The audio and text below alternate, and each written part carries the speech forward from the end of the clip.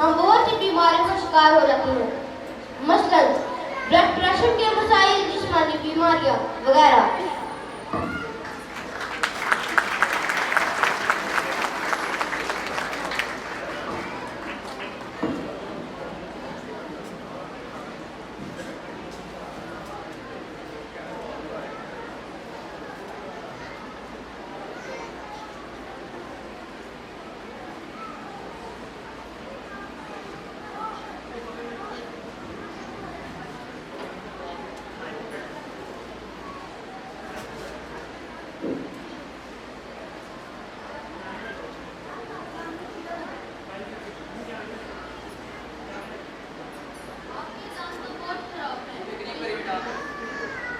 آپ کے دانت تو بہت خراب ہیں، ان میں کیڑا لگا ہوا ہے، اسی وجہ سے آپ کو درد ہو رہی ہے۔ کیا آپ روزانہ برش نہیں کرتے؟ برش کرتا ہوں، لیکن پتہ نہیں میرے دانت میں کیڑا لگ جاتا ہے۔ آپ مجھے بتائیں، مجھے اب کیا کرنا چاہیے؟ دانت خراب ہونے کی اصل وجہ ان کا خیال نہ رکھنا ہے۔ آپ جو بھی کوئی چیز کھاتے ہیں وہ آپ کے دانتوں کے ساتھ جا کر چپک جاتی ہے۔ اگر آپ اچھی طرح اسے صاف نہ کریں تو وہ آپ کے دانت خراب کرتی رہتی ہے۔ مجھے اب کیا کرنا چاہیے؟ صبح شام 2 بار برش کریں، میٹھی چیزیں کم کھائیں، ٹھنڈے اور گرم کا ایک ساتھ استعمال کرنے سے پرہیز کریں۔ دانت صاف کرنے کے لیے مسواک کا استعمال کرنا ضروری ہے۔ یہ ہمارے پیارے نبی صلی اللہ علیہ وآلہ وسلم کی سنت ہے۔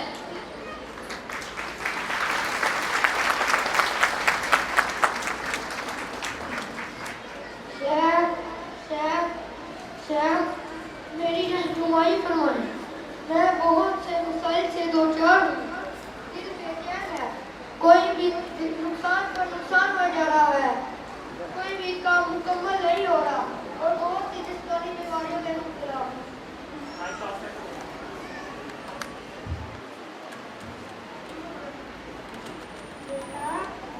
جہاں تک بات دل کی بے چینی کی ہے، اس کا حل تو صرف اللہ کے ذکر میں ہے۔ اللہ تعالیٰ کا فرمان ہے، الا بذکر اللہ تطمئن القلوب، دلوں کا اطمینان صرف اللہ کے ذکر سے ہے۔ جو لوگ اللہ کا ذکر کرتے ہیں دل کی بے چینی کے علاوہ اور بھی بہت سی بیماریوں سے محفوظ رہتے ہیں۔ ہمیں اللہ تعالیٰ کے ذکر کے علاوہ استغفار کی بھی کثرت کرنی چاہیے۔ جو لوگ استغفار کی مثال صابن اور سرف کی سی ہے، جو لوگ استغفار نہیں پڑھتے ان کے دل سیاہ ہو جاتے ہیں، جس کی وجہ سے ہمارے دل بہت سی بیماریوں کا سبب بنتے ہیں، جیسے حسد، بغض، کینہ وغیرہ۔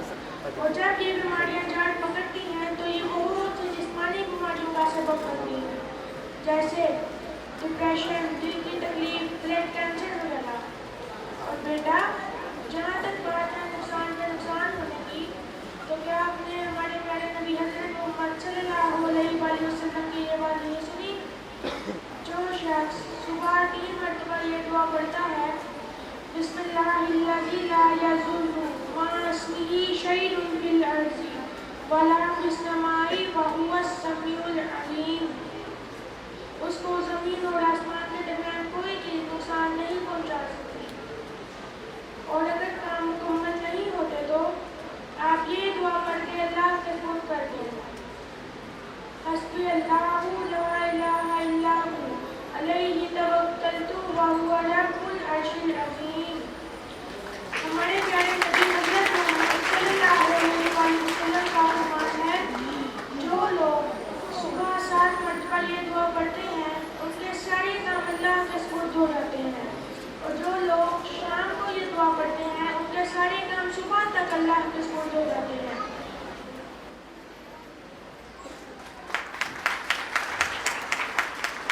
اور بیٹا، جاتے ہیں اپنے بہت بار بہت سے سنتے ہیں۔